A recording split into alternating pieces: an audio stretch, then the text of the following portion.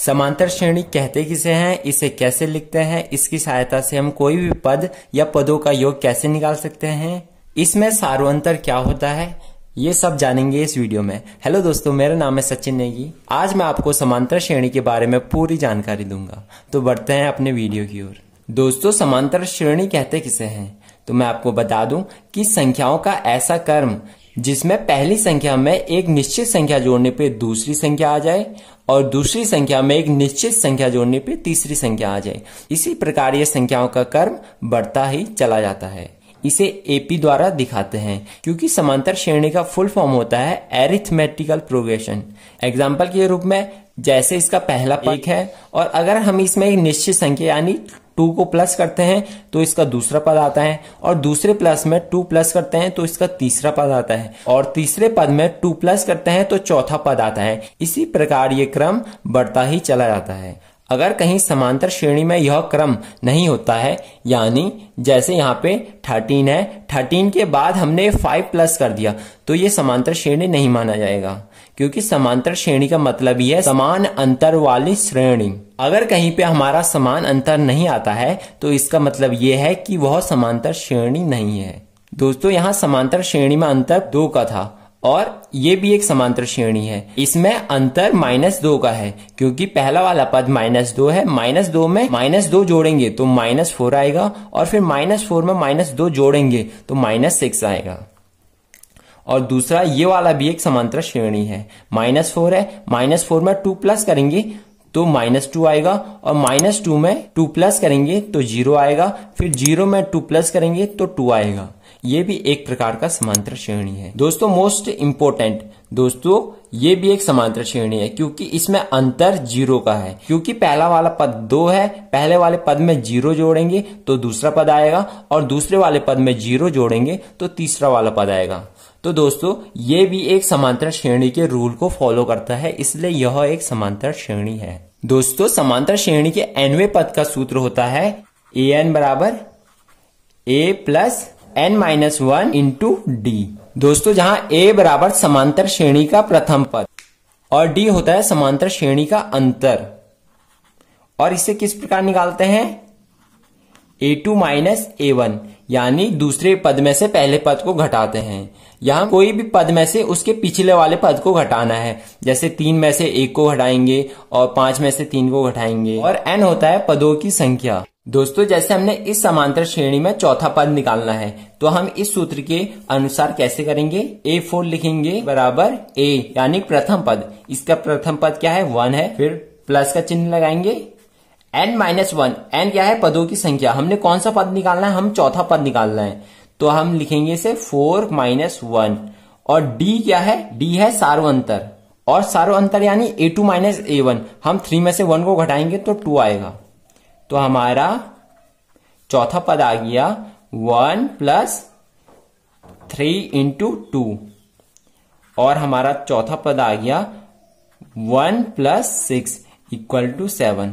दोस्तों, इस प्रकार ये समांतर श्रेणी का चौथा पद 7 आ गया और यहाँ पे भी 7 आ गया। दोस्तों, अब हमने छठा पद निकालना है तो हम कैसे लिखेंगे, a6 बराबर a यानी प्रथम पद यानी 1 + n-1। तो हम छठा पद निकालना है तो 6 - 1 करेंगे और इंटू d है सार्वंतर यानी a2 minus a1। a2 minus a1 कितना है हमारे पास, 2। तो यहाँ पे a6 आया आपका 1 + 5 × 2। तो a6 आया आपका 1 + 10 = 11।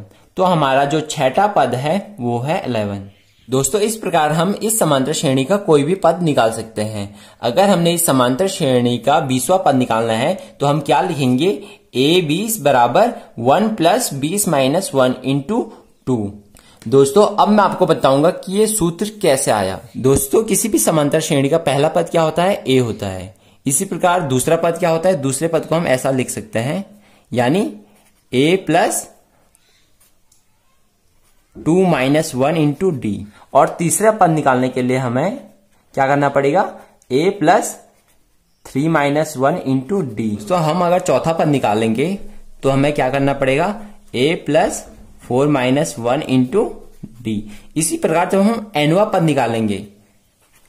निकालेंगे तो क्या आएगा, a plus n minus 1 into D. जब हम चौथा पद निकालना है तो यहाँ पे 4 आया, तीसरा पद निकालना है तो यहाँ पे 3 आया और बाकी सूत्र वैसे ही रहा, और दूसरा पद निकालना है तो यहाँ पे 2 आया। इसी प्रकार जब हम nवां पद निकालेंगे तो यहाँ पे n आ जाएगा और इंटू डी।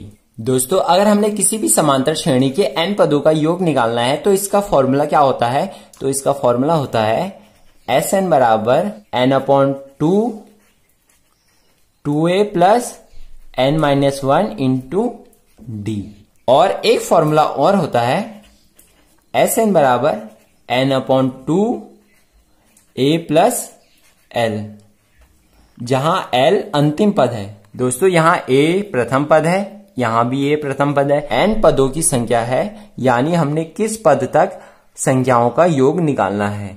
इसी प्रकार d डिफरेंस है, यानी सार्वंतर, यानी a2 माइनस a1, और समांतर श्रेणी के n पदों के योग को Sn द्वारा प्रदर्शित करते हैं।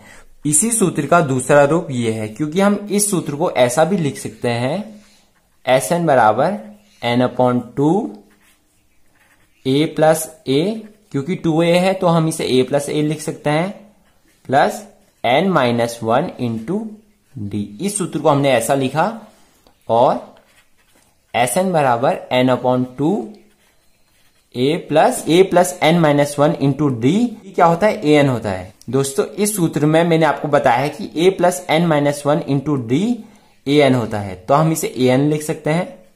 और an लास्ट वाला पद होता है जहां तक हमने पदों का योग निकालना है, तो इसे हम l द्वारा प्रदर्शित भी कर सकते हैं, यानी Sn बराबर n/2 a प्लस l। यदि हमें किसी समांतर श्रेणी का लास्ट वाला पद दिया है तो हम इससे इस सूत्र द्वारा निकाल सकते हैं आसानी से। आई होप कि ये वीडियो आपको बहुत ज्यादा अच्छी लगी होगी।